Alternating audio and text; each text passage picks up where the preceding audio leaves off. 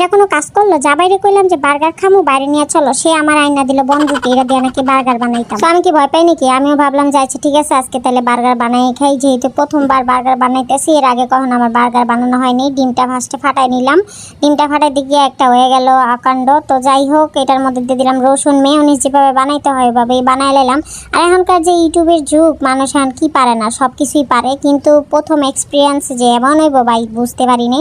তো যাক গিয়ে ভিডিওটা লাস্ট পর্যন্ত দেখেন, তাহলে বুঝতে পারবেন। এখন সব কিছু আস্তে আস্তে দিয়ে দিলাম, কালো মরিচ, সরি কালো না, সাদা মরিচের গুঁড়া, লেবুর রস, তারপরে হচ্ছে লবণ। এই লবণটাই আমার সবচেয়ে বেশি দুশ্মন। তো যাই হোক, চিনি দিয়ে দিলাম, তারপর দিব এটার মধ্যে গুঁড়া দুধ, তারপরে হচ্ছে তেল দিব। তেলটা কিন্তু একবারে অ্যাড করা যাবে না, ইউটিউবে দেখলাম যে এটা কয়েকবারে অ্যাড করতেছে। তো আমি সেম ওইভাবে করে বানানোর চেষ্টা করতেছি, যেহেতু প্রথমবার আমি বানাইতেছি, এর আগে আমি কখনো বার্গার টার্গার বানাই নাই। মোটামুটি কয়েকবার ব্লেন্ড করার পর দেন এটা হয়েছে ফাইনাল লুক। দেখতে কিন্তু অনেক মনে হইতেছে ইয়াম্মি, আসলে খাইতে কিন্তু সবই ঠিক ছিল, কিন্তু একটা সমস্যা হয়ে গেছে, সেটা আমি ভিডিওর লাস্টেই বলি।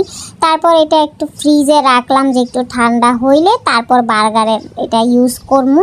তো বার্গারের তো সস মেয়োনিজটা হয়ে গেল। আর আজকে আমি একদমই নিজস্ব রেসিপি বানাইতেছি, একটু ইউটিউব থেকে দেখে আইডিয়া নিয়ে তারপর নিজের মন মতো করে বানাইতেছি। তো কে কেমনে বানায় আমি তো জানি না। তো আপনারা কারা কারা এভাবে বানায় খান, যখন মন চায়, খিদা লাগলে বা হচ্ছে মন চায় বার্গার খাইতে, বাইরে যাওয়া সম্ভব না, তো বাসায় বানালাম, এইভাবে করেও তারা বানাইতে পারেন। আর কারা কারা বানাইছেন কমেন্টে জানাইবেন।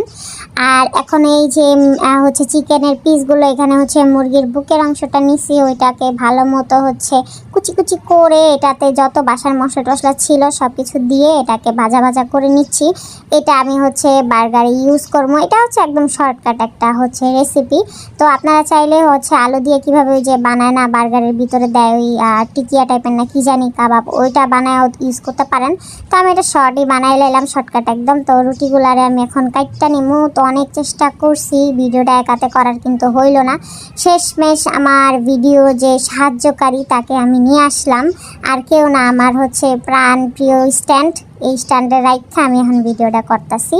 তো যাক গিয়ে এখন এই রুটিগুলো কাইটা নিলাম। রুটিগুলো অবশ্য ভালো ছিল, একদম ফ্রেশ। তারপর এটাকে হালকা একটু ছ্যাঁকা দিয়ে নিলাম, যেন হচ্ছে এটা খেতে আরেকটু বেশি ভালো লাগে, মানে কত ঢং। তো যাই হোক, একটু প্রফেশনাল করার চেষ্টা, সেকতে গিয়ে একটু বেশি হয়ে গেছে আর কি, একটু মানে লেগে গেছে। তো যাই হোক, এটা কোনো ব্যাপার না।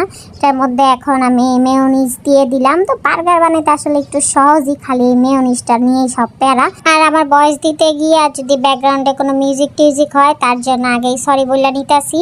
তো জানেনই তো এখনকার যুগ, মানে আশেপাশে সব চিল্লাচিল্লি। তো যাই হোক, এটাকে একটু ইগনোর করেন আপনারা।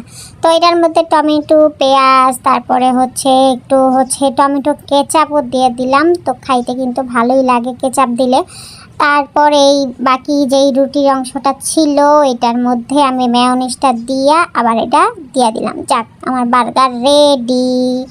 এখন হচ্ছে আমি আরেকটা সেমভাবেই বানাই লইছি। তো আমি মোট হচ্ছে 6টা বার্গার বানাইছি, যেহেতু আমাদের বাসায় মানুষ 6 জন। তো 4টা ফার্স্টে বানাইছি আর 2টা পরে বানাইছি, আমার হাজব্যান্ড বাসায় ছিল না, পরে বানাইছি তার জন্য। দেন বার্গার বানানোর শেষ, দেখতে কিন্তু অনেক মজার মনে হইতেছে, তাই না? যে কেমন না কেমন, মানে দেখতে ভালোই লাগতেছে। তো খাইতেও সবই ঠিক ছিল, কিন্তু একটা জিনিস ঝামেলা কি, মেয়োনিজে হচ্ছে আমি একটু লবণ বেশি দিয়া লাইছি, যেহেতু প্রথম বানাইছি, এর জন্য মনে হয় একটু বুঝতে আন্দাজ করতে পারি নাই। তো আর একটু কম দিলে না সবই ঠিক ছিল, জিনিসটা খাইতে একদম মজাই লাগতো। তো আমার এই একটাই সমস্যা, আমি সব কিছু লবণ বেশি দিয়া লাই, এছাড়া সবই ঠিক ছিল। তো যারা যারা ভিডিওটা লাস্ট পর্যন্ত দেখছেন, সবাই অনেক অনেক ধন্যবাদ। আল্লাহ হাফেজ।